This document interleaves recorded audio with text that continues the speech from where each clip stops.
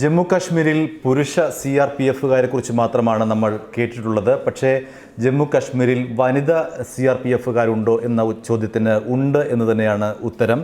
4 company CRPF വനിതാ കേഡർമാരാണ് അവിടെ ഉള്ളത്. അതായത് ഒരു കമ്പനിയിൽ 80 പേർ. അങ്ങനെ 4 × 80 320 പേരാണ് ജമ്മു കാശ്മീരിൽ വനിതകളായി CRPFിൽ ജോലി ചെയ്യുന്നത്.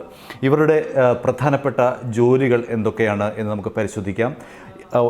ശങ്കരാചാര്യ ക്ഷേത്രം, സെൻട്രൽ ജയിൽ, ശ്രീനഗർ എയർപോർട്ട്, ഹൈക്കോടതി, ഇതര ഗവൺമെൻറ് സ്ഥാപനങ്ങൾ, ഇവിടെ കാവൽ നിൽക്കുന്നതാണ് ഇവർക്ക് ജോലി. ഏറ്റവും ദുഷ്കരമായ ഒരു കാര്യം ശങ്കരാചാര്യ ക്ഷേത്രത്തിലെ കാവൽ തന്നെയാണ്. കാരണം 240 പടികളുണ്ട് ഈ ക്ഷേത്രത്തിലേക്ക്. അവിടുത്തെ ഓരോ പടികളിലും മിക്കവാറും മഞ്ഞ് വീഴ്ചയായിരിക്കും ഉണ്ടാവുക. അപ്പോൾ ഈ മഞ്ഞ് മാറ്റിയതിന് ശേഷം വേണം അവിടേക്ക് കയറിപ്പോകാൻ.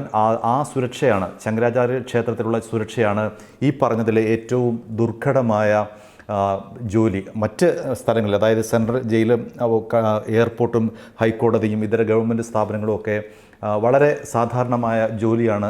പക്ഷേ ഈ ശങ്കരാചാര്യ ക്ഷേത്രത്തിലെ സുരക്ഷാ ജോലിയാണ് ഏറ്റവും തീവ്രമായത് എന്നാണ് അവരുടെ നിലപാട്. 1986-87 കാലത്താണ് ആദ്യമായി ജമ്മു കാശ്മീരിൽ വനിതാ CRPFകാരെ നിയോഗിക്കുന്നത്. അതിനുശേഷം പിന്നീട് തുടർച്ചയായി അവിടെ വനിതാ CRPFകാരുടെ സാന്നിധ്യം ഉണ്ട്.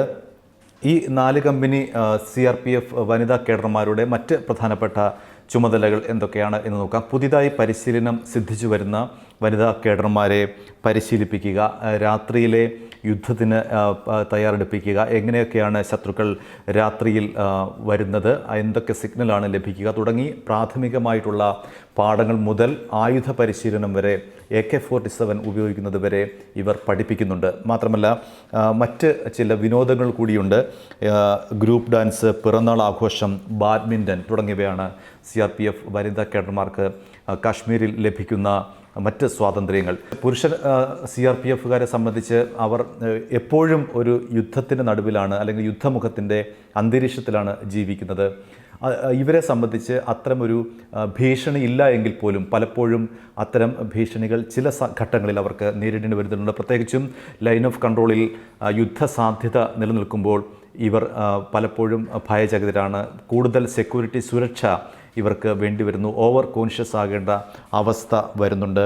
ഒപ്പം തന്നെ അവർക്ക് നേർ ഇവർ സഞ്ചരിക്കുന്ന വാഹനങ്ങൾക്ക് നേർ പലപ്പോഴും കല്ലേറ് ഉണ്ടാവാറുണ്ട്. തിരിച്ച് പ്രതിരോധിക്കാൻ ഇവർക്ക് കഴിയില്ല. കാരണം വെടിവെക്കുക മാത്രമേ മാർഗമുള്ളൂ. അത് സാധ്യമല്ലാത്തതുകൊണ്ട് അവർ അതിനെ ക്ഷമിച്ച് പോവുക എന്ന് മാത്രമേ ഉള്ളൂ അവരുടെ മുന്നിലുള്ള ഏക വഴി. അങ്ങനെ പുരുഷ CRPFകാർക്ക് ഏൽക്കുന്ന കല്ലേറുകൾ ഇവർക്കും ഏൽക്കാറുണ്ട് എന്നുള്ളതാണ് മറ്റൊരു പ്രധാനപ്പെട്ട കാര്യം.